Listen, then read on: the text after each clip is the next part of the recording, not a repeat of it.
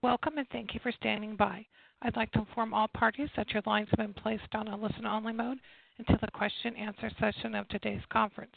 To ask a question at that time, please press star 1. Today's call is also being recorded. If anyone disagrees, you may disconnect at this time. It is now my pleasure to turn the call over to Mr. Brian Beams. Thank you, and you may begin, sir. Thank you, Sandy. Hello, everyone. On behalf of the U.S. Commercial Service, the Connecticut, New Jersey, and San Diego and Imperial District Export Councils, and the Law Office of Shipman and Goodwin, we welcome all of you to today's webinar titled An Overview on Site Visits, Enforcement Actions, and Voluntary Disclosures. My name is Brian Beams, and I am an International Trade Specialist with the U.S. Commercial Service. I am your co-host for today's webinar. Joining us is my colleague and co-host, Anthony Sargis. Anthony will be emceeing the Q&A portion of the webinar. A couple items to note. Be sure you are connected using both your telephone and the online WebEx platform. All telephone lines are currently on mute. We are opening the lines up for questions at the end of this presentation. We will also take questions submitted through the Q&A feature on the WebEx platform. If you did not receive any of the recordings of the entire webinar series, please contact us. All attendees will receive also a survey from the U.S. Commercial Service. Please fill them out. These surveys help us develop future programs and get better at what we do. Anthony will send a summary of the net recordings for the entire export compliance series later on this week. Last note, our web address has changed. Please note that all U.S. Commercial Service information can now be found on www.trade.gov. Again, that's www.trade.gov. I'd like to take a minute to inform the audience about the U.S. Commercial Service. We are the trade and investment arm of your federal government, division of the International Trade Administration. Our mission is to promote U.S. exports, protect U.S. commercial interests abroad, and facilitate foreign direct investment into the United States. We have a domestic and global reach. Domestically, we have over 100 offices nationwide. Internationally, our offices are located within the U.S. embassies and consulates in over 75 countries. Now I'd like to introduce today's speakers. Alfredo Fernandez and Sydney Parkmond are with the Law Office of Shipman and Goodwin. Alfredo Fernandez and Sydney focus on international trade and represent clients on matters involving ITAR, EAR, and economic sanctions, trade agreements, foreign investments, foreign employment, and customs. They assist clients to design and conduct internal investigations, prepare voluntary disclosures, and navigate agency inspection and enforce proceedings. Both formerly work for a leading aircraft engineer manufacturer. Without further ado, I'd like to welcome back Alfredo. Sir? Thank you, Brian and Tony, and we're happy to be back, Sydney and I. As you can see from the slide there, we're at Shipman and Goodwin with offices throughout Connecticut, New York, and D.C., and have a national international trade practice where today's topic is one of our normal day-to-day topics that we discuss with clients, and that's namely site visits, voluntary disclosures, violations, enforcement, when all the compliance efforts you may be putting in sometimes can go awry, and that's still a unique and a special challenge of the whole compliance effort that a lot of our audience members are dealing with on a daily basis. Did want to start again by acknowledging the tough phase of the country's history that we're in. By my count, we're on day 89 from when our office shut down for the to move to a full telework model, and the last 2 weeks or so have obviously been a stress and challenge for a whole host of societal reasons and racial injustice. So we're hoping everybody's doing okay physically, mentally, and emotionally, and hopefully this next hour or so is helpful for your own careers and businesses, and an opportunity to learn something important and think about an area you may not be thinking about that often. So I'm just going to lay out our agenda today and let Sydney take the first wave of some of the background and why this topic we find important as our hosts at the DEC. So we're going to lay out the framework about what the enforcement looks like at a federal level. We're going to walk you through a little bit what a site visit could or should look like if you have a government inspector at your place of work, your facility, or how you're doing it internally with your own staff or outsourced support. We're going to talk a little bit about disclosing violations to the government. Sometimes they're required, sometimes they're completely voluntary, and there's pros and cons to both. And then we'll wrap that up with some recent case studies to show you how some of the bigger, flashier enforcement actions actually look, with a lot of dollar signs and zeros. However, we'll only talk at maybe 2 or 3 at the very end of the presentation, and that'll be time dependent. There is this publication that I added here with the image. It's called Don't Let This Happen to You.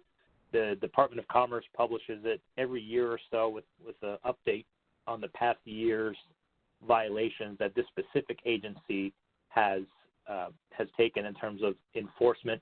And there's a whole, it's long and it can be dense, and I'm sure not too many people read it cover to cover. I think this version, September 2009, is 74 pages, but they put about a half-page summary of each enforcement case that the agency does out there, the players, the facts, the charges, the resolution of the case, et cetera. So we can't even reach the tip of the iceberg for that publication, and that's only one of the relevant enforcement agencies out there. But if you search Don't Let This Happen to You, Department of Commerce, it's one of your first 2 or 3 Google links that you can click into and view that document, just to get you some extra examples. So with laying that preview out, I'm going to hand it over to Sydney to get into her slides here. Thank you, Alfredo. So like Alfredo said, we're going to start out generally with understanding the principal U.S. trade control regimes. And I know a lot of this is going to be a little bit of a review for many of you, but bear with me. So here on this slide are the principal U.S. trade control regimes that govern the export world. So you have your EAR, or the Export Administration Regulations, administered by the Bureau of Industry and Security, and that really controls the commercial and dual-use items and technology. You have the ITAR, so the International Traffic in Arms Regulations, administered by the Department of State, which controls the military items and technologies. And then here you have the Office of Foreign Assets Control, which is administered by the U.S. Department of Treasury, and they administer and enforce economic and trade sanctions based on U.S. foreign policy and national security goals. So that's really the playing field that we're operating here within the export world. So here, this slide is really just shows a list of, not all, but many of the various government agencies that conduct investigations. So here you see the DDTC on the ITAR side, OFAC, you see the Office of Export Enforcement with BIS, a variety of agencies that conduct investigations which your companies may be subject to. Again, we're not going to go through each agency, but we thought this slide is beneficial and illustrative to show that there are quite a few agencies that conduct these investigations or site visits and other mechanisms to really enforce compliance with the applicable regulations. So next, this is again a roadmap. Here are some examples which we will discuss further in detail today of how those government agencies may conduct investigations or perform regulatory reviews. So first we're going to start with site visits, focus assessments, and audits. And these really involve an agency representative visiting your site or your facility to conduct, an inspection, audit, or some sort of assessment. And the key here is it's really usually in the form of site visits. Then there are detentions, seizures, and forfeitures. And this is usually on the customs side. So this occurs when items or goods are held before entering the U.S., and the customs may seize these goods if they determine after their inspection that they are here contrary to U.S. law. And again, we'll go into this further later in the presentation. And then finally, criminal investigations and voluntary disclosure. These investigations are a result of the governmental entities, having subpoenas, search warrants, or even conducting undercover visits. And again, we're going to touch on that later on today. But next, we are going to go into site visits and audits and assessments. So we turn to the next slide. Site visits really involve many of those federal agencies that we saw on that list, right? Going to your facility to inspect your facilities, your operations, which are subject to the international trade regulations. And this includes compliance with applicable licenses and other regulatory requirements.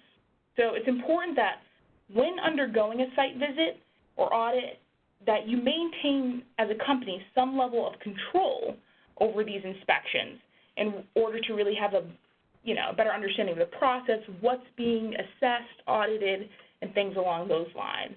So for this reason, we really recommend the creation and the use of standardized procedures in responding to an agency inspection of your facility. So today, Alfredo will kind of cover the 5-phase approach to federal agency site visit or audit, which really allows for a more streamlined process and a controlled agency inspection. Here with the established government programs, BIS visits. BIS site visits and inspections, are conducted primarily by the Office of Export Enforcement, so OOE. And really the purpose of these visits are to conduct complex investigations, provide guidance, outreach, and really education to the export industry based on best practices. So for this reason, the result of these visits are really there to increase awareness of the agency's expectations for compliance and really to assess your compliance program strength in relation to those expectations and requirements of the applicable government agency. While the visits, like I said, are often educational and beneficial for process improvement reasons, there are some cases that as a result of these visits, let's say BIS has applied the imputed knowledge standard. So imputed knowledge on a violating company that based on the evidence, the company participated in an outreach visit. The company was made aware of its compliance obligations or lack thereof, and the company nonetheless violated those regulations anyway. And this really may pose a problem down the line when voluntarily disclosing information to BIS. So BIS may say, we conducted an on-site investigation or a site visit. We provided you with an opportunity to correct certain issues, and you did not. So again, it's really important that with these visits, you really adhere to the feedback and the recommendations provided by those government agencies at the end of the inspection or visit. Next, we're going to talk about on the ITAR side, the outreach program. So outreach visits are usually one-on-one visits with representatives of the company. It's normally done in person, but COVID times, there are certain circumstances when these can be kind of conducted over the phone to really assess the compliance program and to gather information. So similar to BIS site visits, the purpose of these outreach visits and conversations is really to understand how compliance programs are implemented in various companies, gather information to revise best practices and guidances, and really to assess and glean industry best practices. Here, in this context of the DDTC outreach program, visits are not considered audits or inspections, but again, more for the purpose of understanding how compliance programs are implemented in various areas. most companies are selected from a roster of DDTC registered entities, so they can be manufacturers, exporters, freight forwarders, or things along that line. Companies can request an outreach visit or contact by submitting a request to DDTC. So that's very high-level understanding of what an inspection is, which government agencies conduct these types of visits, and the purpose of these visits or inspections. And I'm going to now turn it over to Alfredo to touch on the meat of this presentation to really discuss the 5-phased approach to preparing for a site visit and introducing the entire process of what to do once you're in a site visit, how to prepare, and then post-site visit procedures. Thank you, Sydney, and I do just want to make a note before I transition to our recommended 5-phase process, is that these are specific programs by the two main export agencies, State and Commerce, and they're pretty limited in numbers, mostly based on a budget driver, that they have so many dollars to visit sites in this friendly capacity. Notwithstanding, there are some less than friendly inspections that do occur every year, and we'll get a little bit more into those later in the presentation, but we did want to highlight some of these good outreach programs from each of these agencies, but just beware, not every agent is there to help, despite what they may say. Sorry, guys, Tony and Brian. The next piece of this presentation will guide us through our recommended process for how to handle when that site visit actually starts happening. And the order we're going to go through over the next few slides is pre-inspection, the initial contact, the actual inspection itself, a debrief afterwards, and then what you do after the inspection or site visit is over. So we'll go through those in that order. So a lot of the stuff that happens pre-inspection could just be part of your regular compliance and business operation piece, and you could be practicing this for years and never actually get an inspection, and you should consider that a success. But conducting routine evals of your own operations can be very helpful and enlightening to know what you got in your records, your paperwork, your people's knowledge, your operations, your policies, etc. So understanding where your strengths and weaknesses are is helpful in that gaps can be filled before any inspection might actually occur. So when you're speaking with the government agent that's visiting, your ducks are as much in a row as possible. So the pre-inspection process can look at your existing licenses, your agreements, any kind of reporting and record-keeping requirements, and flag where you're just not meeting your obligations.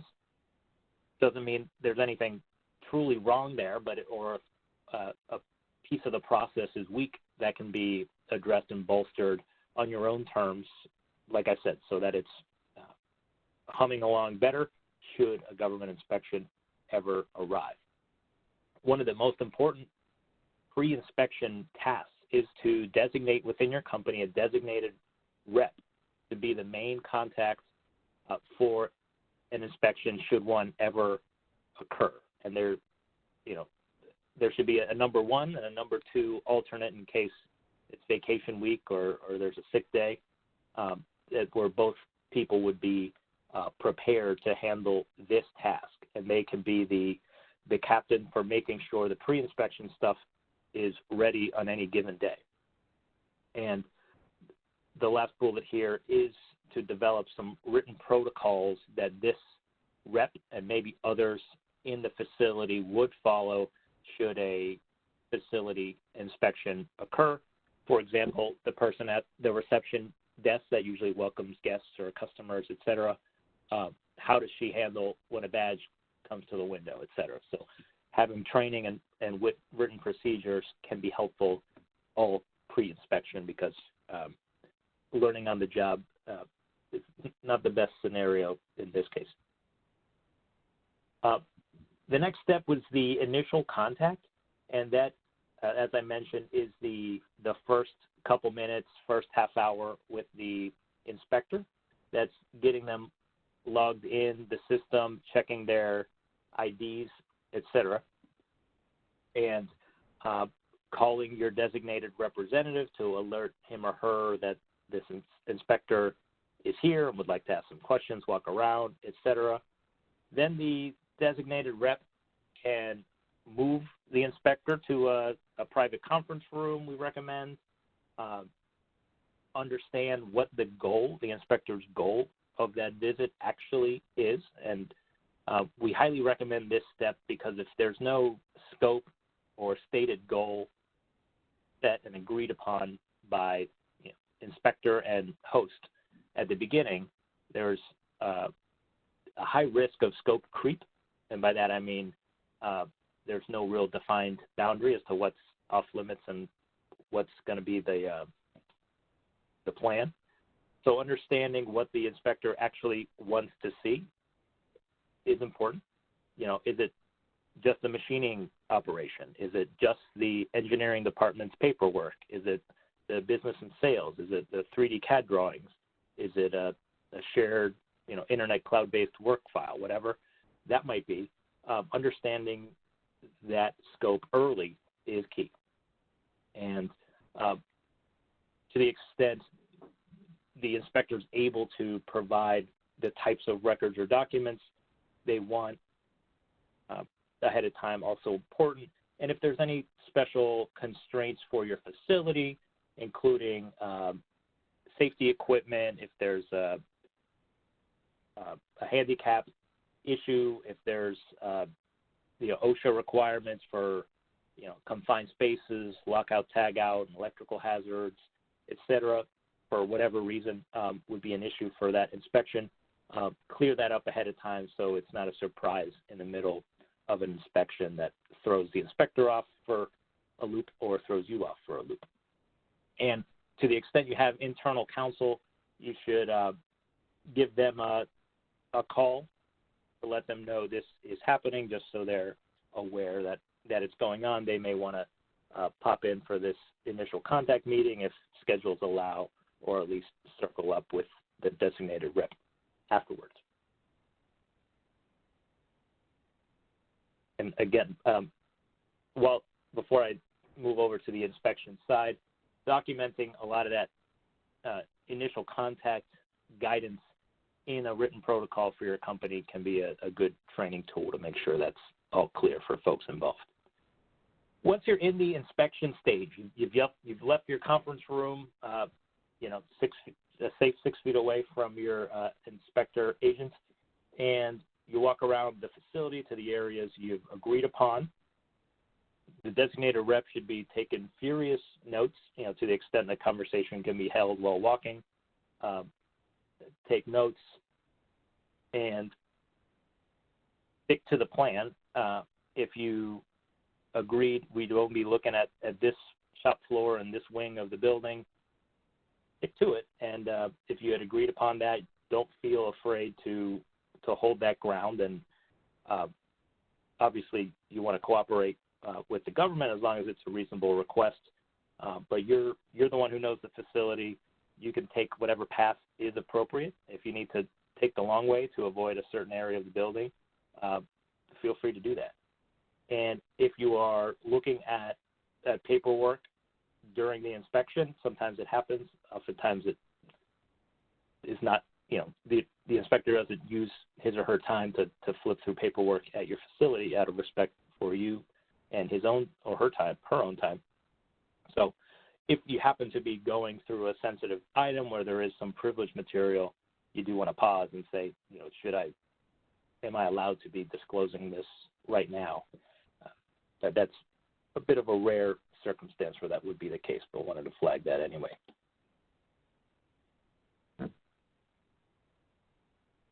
All right. If there is some paperwork handed over to the inspector. You are allowed to request it's your file after all. You're allowed to tell the inspector you're going to make a copy of everything he or she is taking back to their office, and that's not unreasonable or weird.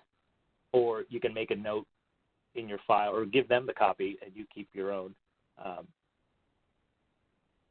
You keep your own copy and flag it as this is one that was taken by the inspector. And to the extent the inspector is taking photos or video or whatever, you're allowed to, or you can, it may be awkward, but you can request to take an identical photo from their spot, whatever they're taking a picture of. It could be the barricade between shop floor sections where foreign nationals are allowed, foreign nationals are not allowed, et cetera. That may just be an issue in the particular part of the site walk. If it's uncomfortable to take photos or your phone is out of storage, which I say that because it happened to a client, they just got a new camera after the inspection occurred and retraced their steps and took photos at all the same spots. So it's just an option. Photos aren't always a piece of the inspection, but depending on the physical nature of the walk and what the inspection's all about, there may be.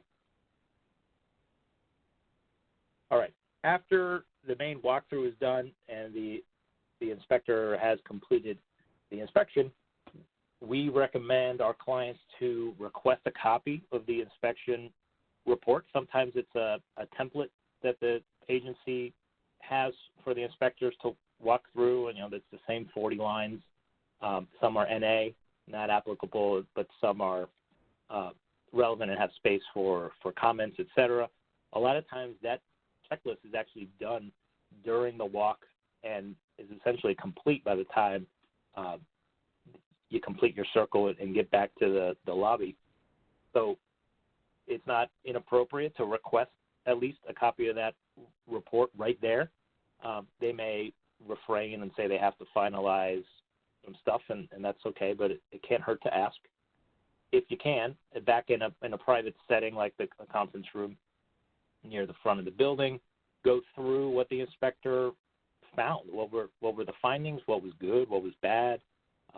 Were there any violations? If there were, what can we do to remediate those as soon as possible? Because we're willing to do that, and make it clear that you appreciate the time, you appreciate this feedback on the program, and you want to make sure you're in full compliance and help us help you, so that everything leaves on a good note and that your commitment to compliance weighs in your favor at the time the inspector's reporting process happens back at his or her own office. And then after the inspection is all the way over, the inspector has left the parking lot, you want to brief your management team and legal counsel, if applicable, about the whole thing. What was what caught the inspector's attention? What were the findings? What was the takeaway? And what can we do to improve the gaps that were identified, if any? Sometimes the inspections are a very clean bill of health, and that's what you want. If you had promised the inspector to provide any specific documents or photos or records, whatever, follow through. You gotta finish what you started, and the lack of follow through may be a problem for their administrative process. And as I noted, if there were violations identified, now's the time, shortly after the inspection, to get on top of that, correct them, and document that you corrected them. For example, if somebody, a foreign national employee, for example, had access to a sensitive shared company drive, that should get remediated. That's a relatively easy fix.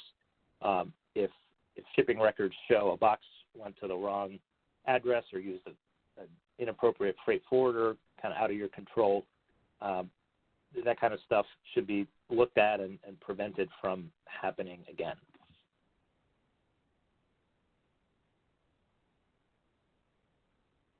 And part of kind of looping, now since we've gone through those 5 phases, kind of looping back around to the pre-inspection. One of the best pre-inspection tasks to do is an internal audit. This prepares the team for the real deal. You're following the same playbook. Hopefully, if you have your written procedures down by now, you have your designated company rep walk the auditor, which is hired by you or done by an internal contact, through the same type of process. You go through the paperwork, you poke at the holes and see where the weaknesses might be. And then any deficiencies should be remediated, like I've said, and I know I'm saying this over and over again. If you're finding them and correcting them on your own time, by the time a government inspector comes around, your house will be well maintained. Part of this could be an attorney-client privilege arrangement where you hire outside counsel to do the inspection, or they'll hire a consultant to go through the paperwork, et cetera, with a specialized vendor that knows exactly where to dig on purchase orders and IT systems, et cetera. And with that strategy, a lot of the audit findings can maintain the attorney-client privilege so that if ever there was some disclosure obligation from a private party or the government, there's at least a colorable option to claim the attorney-client privilege and withhold this audit or inspection report from external disclosure. And then the second category that Sydney had mentioned earlier, and if there are any questions on the site audit process and considerations or internal audits, pop them in the Q&A or submit a voice question at the end. Happy to address those. And now transitioning to when your stuff gets held up, detentions, seizures, and forfeitures. And we boiled it down to one slide here just for the efficiency of the overall presentation, but outgoing and incoming shipments will go through a port of entry, whether that's trucking, ship, airplane, whatever kind of access point in and out of the United States. There is usually a checkpoint, particularly for the big, clunkier type physical commodities, engines, parts, and full assemblies like that. The agencies, if you're going through the border, you are essentially pre-consenting to a search of the equipment or product that is going through. The government has the option to force a forfeiture of your goods, at which point the government says, we now own this property. For example, if it's stolen and try to be exported or something like that, it's probably rare for the people on this call to deal with a forfeiture. More commonly, you could be dealing with a property seizure where the government says that we are holding this in our control until some administrative step is complete, whether that's a payment of duties, whether that's paperwork, whether that's showing proof of an export license once in a while happens, or there's just some discrepancy in the paperwork as to who it's going, who it's coming from, or the tariff codes are mixed up or something like that, where you're importing a helicopter blade and it's coming up as a live chickens, but there's the wrong code got inverted or something on there. So that kind of stuff can happen and happens all the time. Clearly, some things pass through the border without getting inspected that were all wrong, but the Customs and Border Patrol can only do so much. And they can also essentially reroute things to a warehouse, at which point you may be responsible for warehouse fees until whatever issue comes up, and you can essentially post a bond to get your stuff out of a warehouse.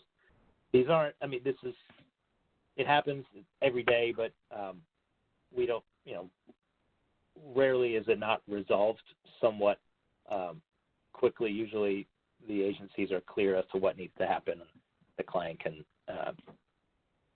take care of the administrative piece to get it done. And obviously when it's a sensitive or time, the rate limiting step for a bigger program, or that's the one piece that's missing to get a helicopter back up and running for a fleet, it can be a big deal. But if you haven't had to deal with that, consider yourself lucky, because it is quite a pain. The agents don't need a warrant. They don't need probable cause.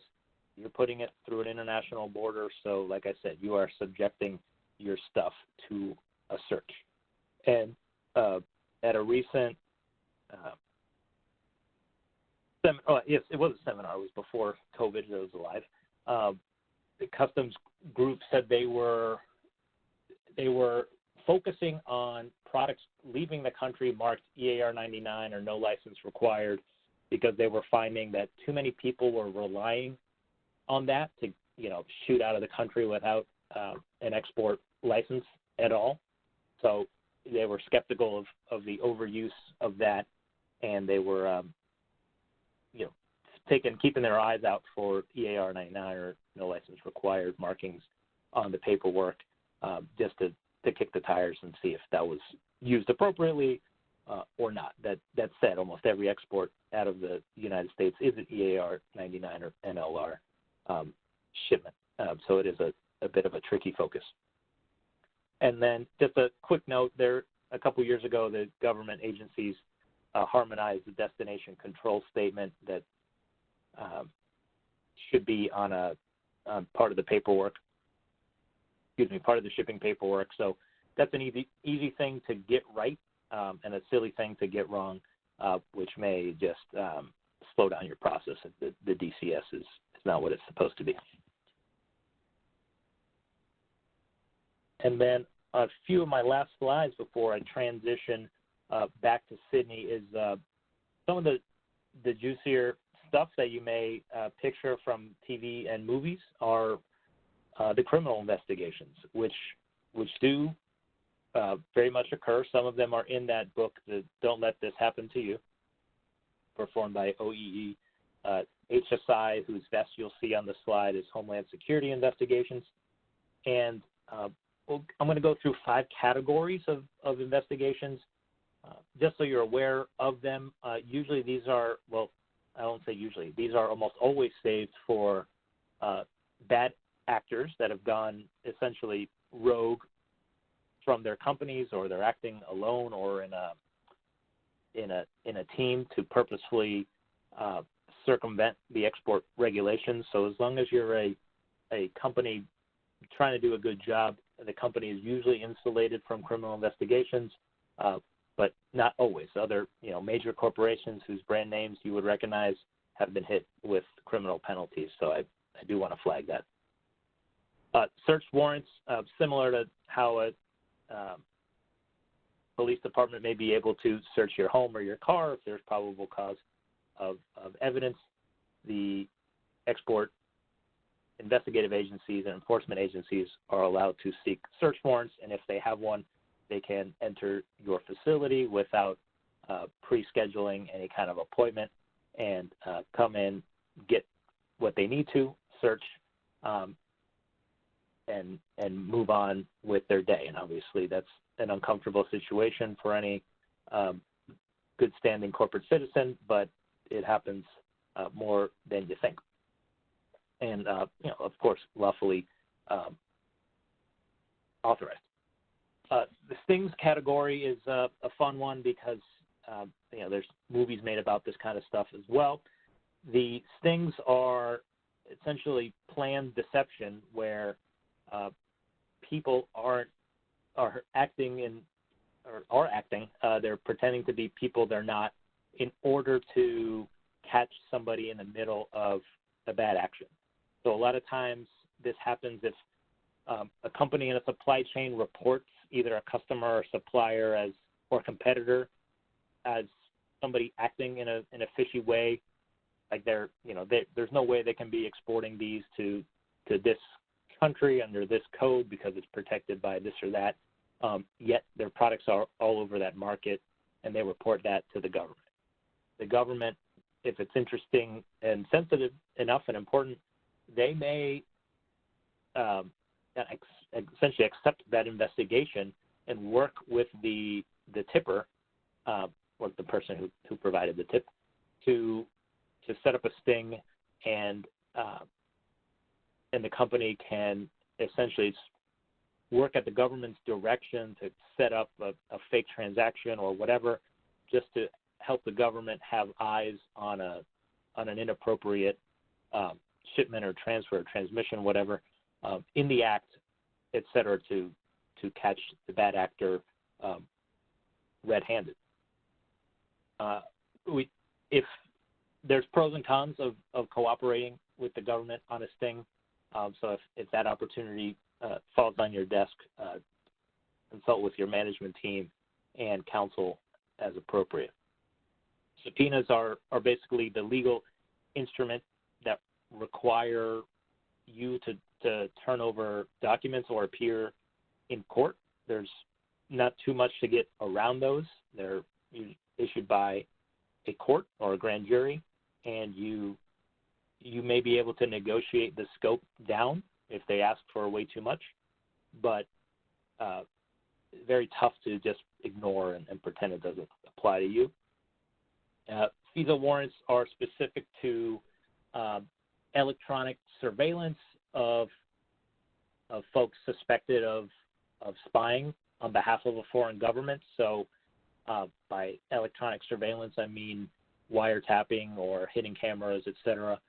There are some privacy protections that prevent that from happening to anybody willy-nilly. So there's a special FISA court, which holds its proceedings in secret that are not public documents, and the FISA court can issue a FISA warrant to get a wire out there lawfully. And the last one, undercover pretext visits, where the government or a cooperating private party can, for example, enter a site pretending to be a customer representative or a potential supplier or an IT provider or cleaning staff, whatever. I mean, they are undercover as somebody else, to go in and look around at the site, see if there's anything inappropriate or problematic, to then inform the government's next step.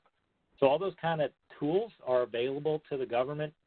Be aware of them. Hopefully they never impact your company, because you're on this webinar, you're committed to compliance, and that kind of attitude usually points you in a different direction. But you never know. Some good companies have gotten stuck there. And then, just checking that this was my last slide, the internal investigation piece of this discussion is also important, and a little distinct from the self-assessment phase that I mentioned earlier in the process. The internal investigation usually occurs only after a problem has been identified, and the company wants to figure out what went wrong, what happened, what are the facts. Let's collect the facts. Let's figure out what went wrong and why, and how are we going to prevent that from happening again. So sometimes the violation is very public, and you have bigger problems. So by triage here, I just acknowledge that the internal investigation may not be priority number one. An employee's life could be in jeopardy, et cetera, for the more dramatic situations. So, treat it appropriately. It's usually an important thing to do, but it may not be the most important thing to do. You do want to act quickly, but you don't want to fly through it so fast that the inspection report or results are based on facts that aren't complete or haven't really matured yet. So there is a little bit of a timing factor. And you want to tailor the scope of the investigation appropriately. The smaller the easier it is to kind of collect the facts, figure out what went wrong, and figure out what to do to prevent that from happening again. But you could miss important facts if the scope of the investigation is too narrow. So you just want to right-size that investigation and be able to commit all the resources you can to it as appropriate, and it helps you control the cost because you're spending all you need to, but not a penny more. And there may be an obligation or best practice to preserve documents, and that usually starts with a preservation memo where somebody internal to the company sends an internal company document, letter, memo, whatever, to the relevant staff to say, hey, do not destroy any document regarding this topic or this person or this shipment or this project until further notice, and including electronic and hard copies. And from a litigation perspective, if this violation or problem may be going to a litigation setting, having proof that a document preservation or what's sometimes called a legal hold memorandum was put in place appropriately quickly. Obviously, witness tampering would be a problem. Hasn't honestly been an issue for our clients, but if it's an internal investigator going through and speaking with colleagues, sometimes the prestige of a higher title or supervisory position can unexpectedly end up influencing what a particular witness or document custodian actually says or reports as part of the investigation. These can be done fully in-house. You don't need to bring in a quote-unquote outsider. If you have somebody who's experienced in doing investigations or is confident they can carry out these types of tasks, by all means, that can be done. If you like the optics or the experience of an external third-party consultant like counsel or otherwise to come in and do the investigation, wrap it up, and then get on out of there with fresh eyes, that can be done as well. And if you are using counsel, part of that investigation will be privileged by the attorney-client privilege, so that that can be broken. So you want to make sure, to the extent the company wants to maintain that privilege, no individual goes and breaks that privilege. And then lastly, well, almost lastly, there could be some local employment and data privacy laws in play during an internal investigation that you want to keep an eye out, because there are some mines you don't want to step on. So, for example, if there's a whistleblower or formally a whistleblower or informally a whistleblower, somebody that reports a problem or leaks it to a news channel or whatever,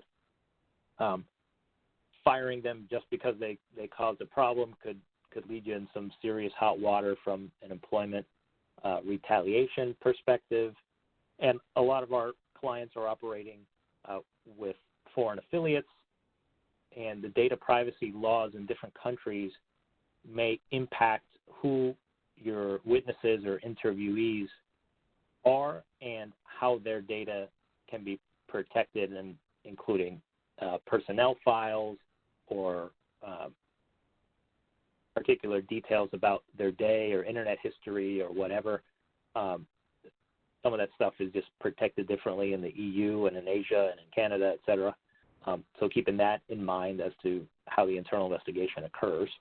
And then lastly, you can consult counsel. Maybe that should be higher on the list, and it was really intended to be your internal counsel, so that if you're a business person and you think you need to do an internal investigation, your company's counsel is probably going to have some thoughts as to how to carry that out to best protect the company.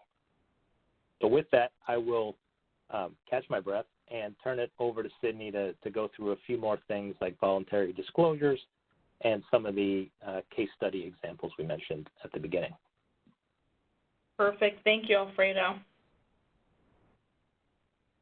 So now that we kind of went over the investigations, what to do in preparation for that, now we're going to go on the side of, okay, you have a violation or you've conducted your internal investigation and you discover maybe a violation. So just context, many of the government agencies that were listed in some of our first slides today conduct site visits, audits, and other investigations. They're really tasked with ensuring compliance with the applicable laws and regulations through civil enforcement and coordination with other law enforcement regarding the criminal violations. So these agencies kind of review the voluntary disclosures regarding potential violations, and some agencies actually issue directed disclosure requests when it develops information suggesting a violation may have occurred. So generally, the agencies work with the companies in the industry to really ensure compliance. But in cases where violations are deemed to be very harmful to, say, national security or are considered particularly egregious, this is when, some of the civil penalties or the consent agreements may be applied. And again, we're going to go into a few examples of those cases shortly. So as you can see here, there are two types of disclosures, those that are mandatory or required, and those that are required to be disclosed. And some examples of those are exports to 126.1 countries, so North Korea, Iran, Syria. Those violations must be reported. And specifically, as I mentioned before, the directed disclosure requests, those are mandatory, and those come from, specific government agencies asking you or your entity to disclose certain violations to the government. So those are going to be mandatory and not voluntary, and those must be submitted. The other category are voluntary disclosures. So those are the disclosures in which the company may decide to disclose by, really weighing the benefits of the disclosure against the risks of not disclosing based on your entity's appetite for risk. This really involves looking at a variety of factors. The risk for monetary penalties or fines with disclosing versus those without, risk of government detection if not disclosed, the period of time through which the violations have occurred. Was it a one-instance violation, or this has been occurring for years?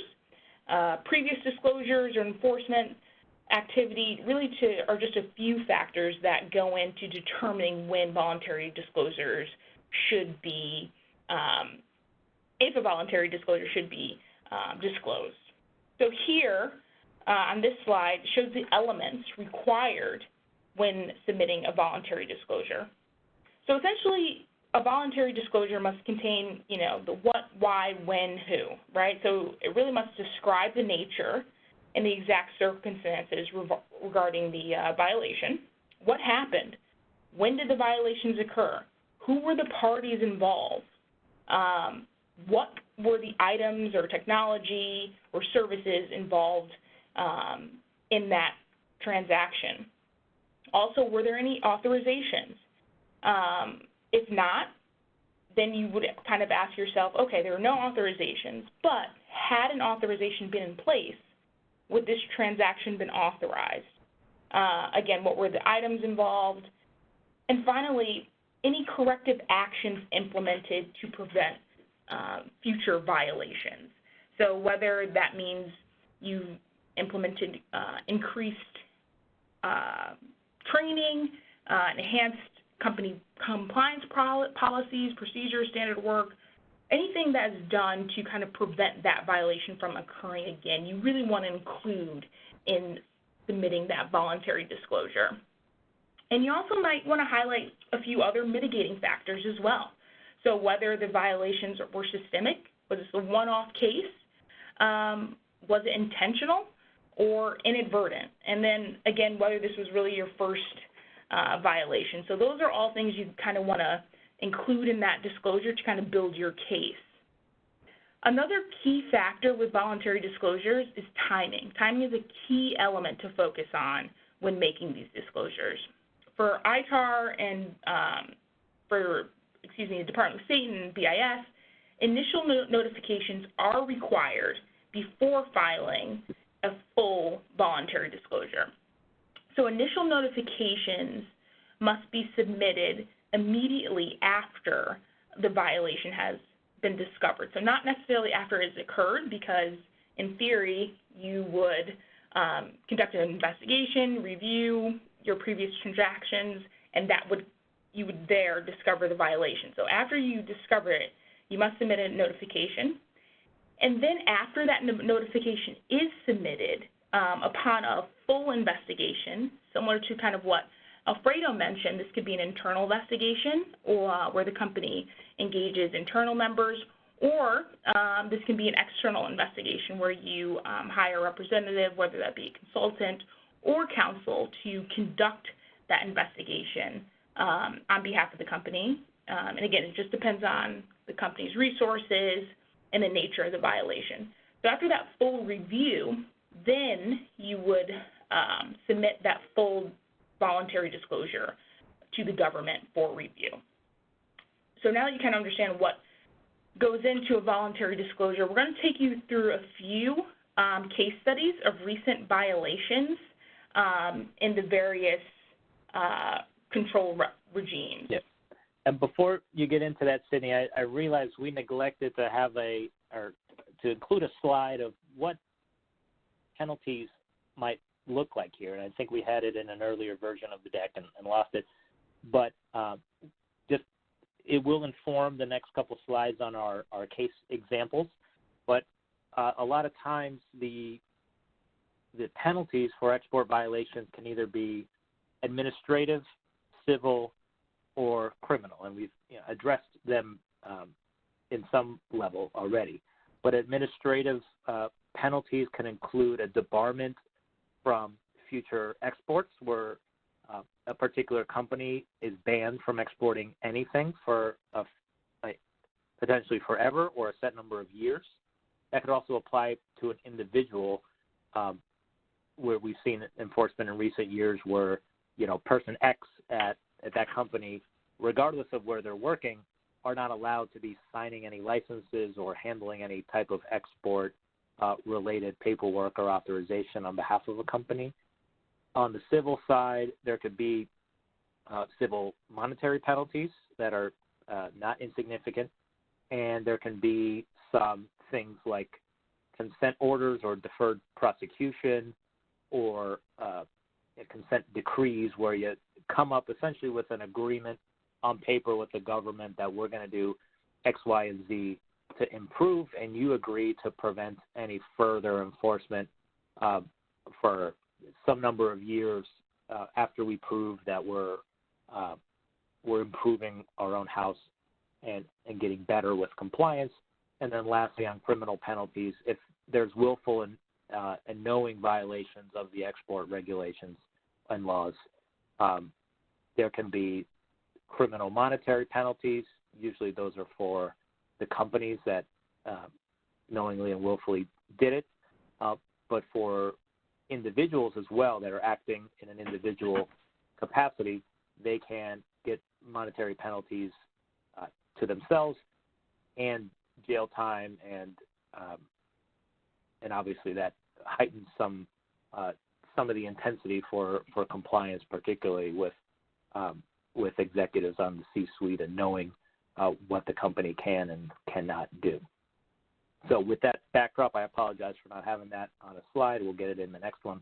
But now we'll have Sydney walk through a few of those examples where penalties did happen.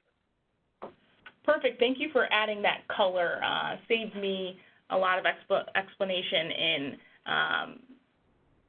those different types of penalties in these case studies. So without further ado, we'll just jump right in. Some of you may have been aware of this one. In January of this year, Airbus, a provider of civilian and military aircrafts, settled with the Department of State to pay a civil penalty of $10 million to resolve several ITAR violations. So based on, in this instance, Airbus was charged with providing false Part 130 statements regarding the reporting of political contributions, commissions, and fees paid in connection with sales, unauthorized re-exports and retransfers of defense articles, all the way to failure to maintain records regarding ITAR transactions. So a very varied compilation of ITAR violations. So as a result of those charges, Airbus and the Department of State entered into a 36-month consent agreement. So going on, generally with civil penalties, you do see companies and the Department of State entering into those consent agreements. And under this consent agreement, Airbus will pay a $10 million civil penalty, of which the $5 million will be suspended based on the condition that those funds will be used for Department of State approved remedial compliance measures, right? So what that means is if Airbus implements, new training programs, a new internal audit program, essentially that money will be, that $5 million suspended penalty will be used to strengthen Airbus compliance program in compliance with the terms of the consent agreement. Additionally, pursuant to that consent agreement, Airbus is required to engage an external special compliance officer to really oversee the consent agreement and carry out some of the requirements of the agreement. This was interesting because sometimes under certain consent agreements, you can have an internal special compliance officer. So that is really an employee of the company to oversee that consent agreement and execution thereof. But in this case, the Department of State required an external special compliance officer. And I just want to really highlight here that it must be noted that when determining mitigating factors for Airbus, the Department of State did take into account that Airbus did voluntarily disclose many of its violations and really worked with the Department of State. So therefore, as a result, the Department of State determined it's not appropriate to administratively debar Airbus. And like Alfredo just mentioned, that means they wouldn't be prohibited from participating either directly or indirectly in any activities that are subject to the ITAR. Then moving to our next case study with FLIR systems. So the Department of State and FLIR, or an exporter or manufacturer of advanced sensors, reached a settlement agreement to resolve, again, several ITAR violations, resulting in a civil penalty of $30 million. So as you can see, although it's not extremely common, some of these penalties are very high in dollar value. So some of the violations involved a range of conducting unauthorized exports of defense articles, technical data to foreign person employees, violation of license conditions, as well as a failure to maintain required records, and applying for and managing exemptions and licenses. So a whole gamut of ITAR violations were involved here. Excuse me. So under this consent agreement, similar to Airbus, $15 million of that $30 million civil penalty was, again, suspended on that same condition that those funds will be used to incorporate remedial compliance measures. Here, similarly, FLIR was required to hire an external special compliance officer to oversee the consent agreement. Additionally, what's interesting here is that FLIR was required to implement a comprehensive automated export compliance system, right? So not just, putting in standard work and written policies, but also create and automatize the initiation of export requests from when they're decided to be needed all the way to the submission of those requests in order to really track and monitor the authorization throughout its life cycle. And again, I really want to highlight here, and if you see a theme, this is on purpose. Similar to Airbus, FLIR was spared debarment due to its cooperation with the Department of State and the implementation of a variety of remedial measures. So when we're talking about voluntary disclosures and weighing the risks and benefits, I just really want to highlight here that voluntary disclosures go a long way when the Department of State or whatever agency is assessing consequences. And then finally, because I know we're running out of time, I really want to leave time for questions. We'll move to our final case study, which involves a Stanford-based Eagle Shipping International. And here, this is not under the Department of State, but for OFAC, an OFAC violation. So Eagle has agreed to pay a $1,125,000 civil penalty to settle 36 violations of the Burmese sanction regulations. So this was an interesting story. Here, Eagle entered into an agreement for the shipment of certain goods with an entity on OFAC's list of specifically or specially designated nationals and blocked persons, so their SDN list. And generally what that means is that if someone or an entity is on that list, U.S. persons or companies are generally prohibited from really conducting business with those entities absent an OFAC license authorizing such transaction.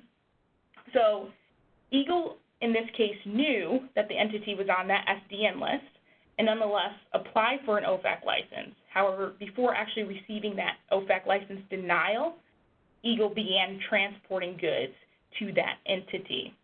And about a year later, Eagle again applied for the same OFAC license for the same transaction with the same denied party, asking for an OFAC authorization to do this transaction, and it was denied. This time, Eagle received that license denial, yet still conducted that transaction. So here I just want to highlight that these violations were discovered later after an internal investigation, after the company underwent a new management and ownership change. But again, after they did this internal investigation, the new owners disclosed to OFAC some of these significant violations, and this voluntary disclosure proved to be a mitigating factor in OFAC's determination of penalties. So there's a maximum statutory civil penalty in this matter of $9 million. And as I stated before, it was ultimately settled for a little over $1 million. So the main takeaway, again, is really voluntary disclosures are still a major mitigating factor in even more egregious cases. So with that, I think we have about 15 or 20 minutes left. I wanted to that concludes our presentation, and I want to open it up for questions and answers. Thank you. If you'd like to ask a question over the phone, please press star one. Please ensure your phone is unmuted and record your name to ask a question. Again, that is star one to ask a question. To withdraw your question, you may press star two.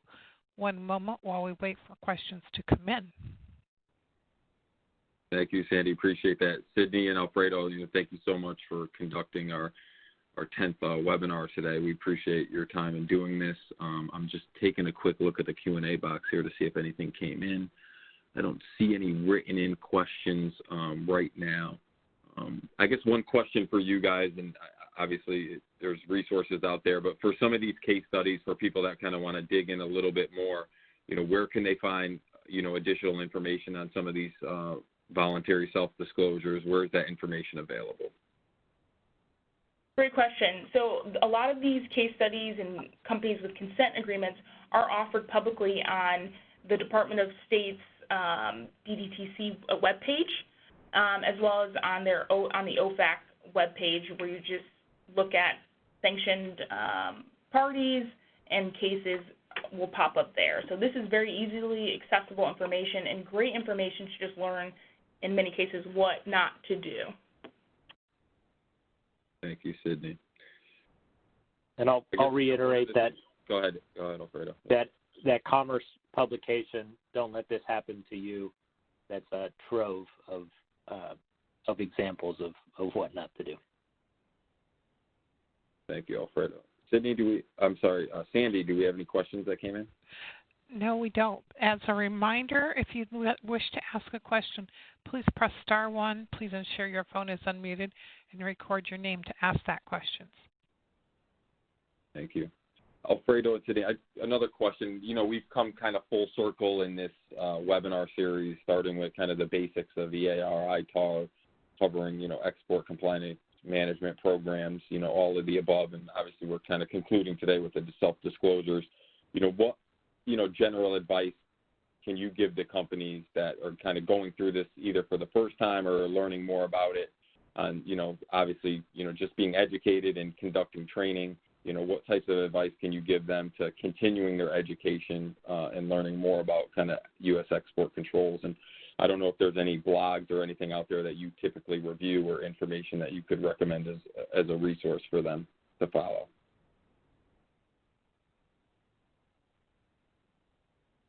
So I think a good piece of that, kind of at the corporate level training is evaluating an existing export compliance program. You may have one written, you may have one informally not written, you may have a very robust one that you spent some money on to get, and maybe it's outdated, maybe it's still up to date, but having a few key folks really get familiar with that document to the extent that's not the case can be a helpful start.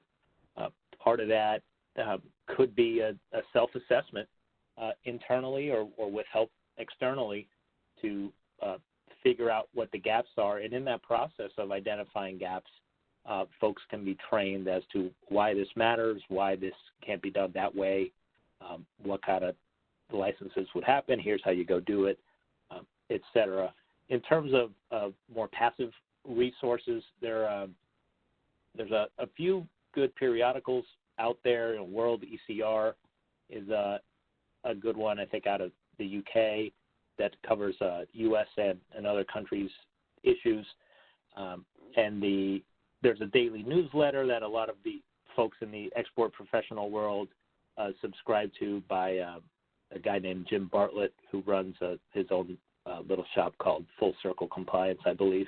And he sends a daily email with updates on regulations or events coming up, including training and webinars and updates to the regs, relevant client alert type articles and things like that. So that's a good one I recommend to have folks that, whether they were volunteered or voluntold to take on the export compliance hat, just to start seeing some of that stuff every day, and you can see some increased activity in a particular topic when something important happens, because a lot of people start writing about it, and frequently this newsletter compiles all of those. So if you start seeing 5 or 6 of very similar looking headlines, that's a flag that something is going on. Thanks, Alfredo. I appreciate that. If I get our contact information up here, you can email either one of us, and we'll be happy to just shoot those links out to whoever's interested in getting those. It's a good question. We did get a Q&A question in the box here while we were talking. The question is there information available related to the number of disclosures that actually result in fines versus a warning letter?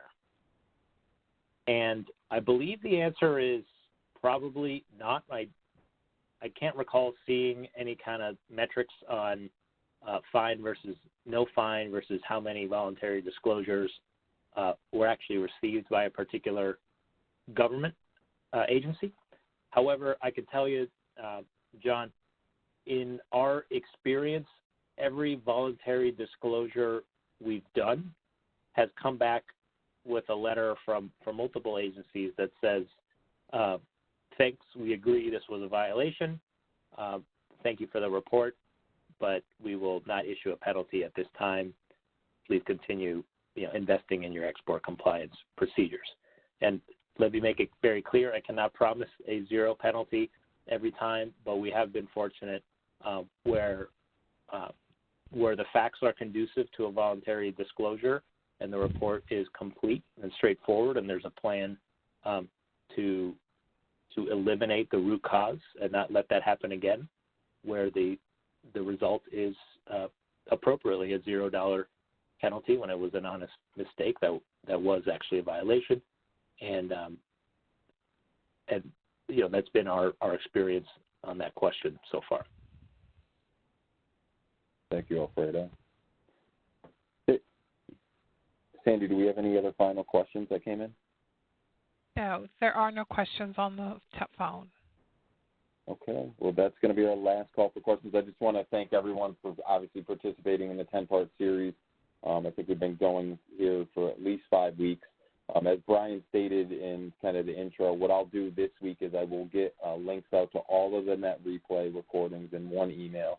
I'm not going to provide the resource materials again other than for this webinar.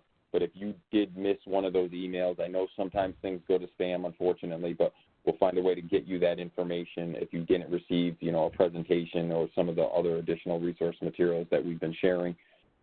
We will get by tomorrow morning, as long as this webinar recording went well, we'll get a link out to this net replay, and we'll include the presentation.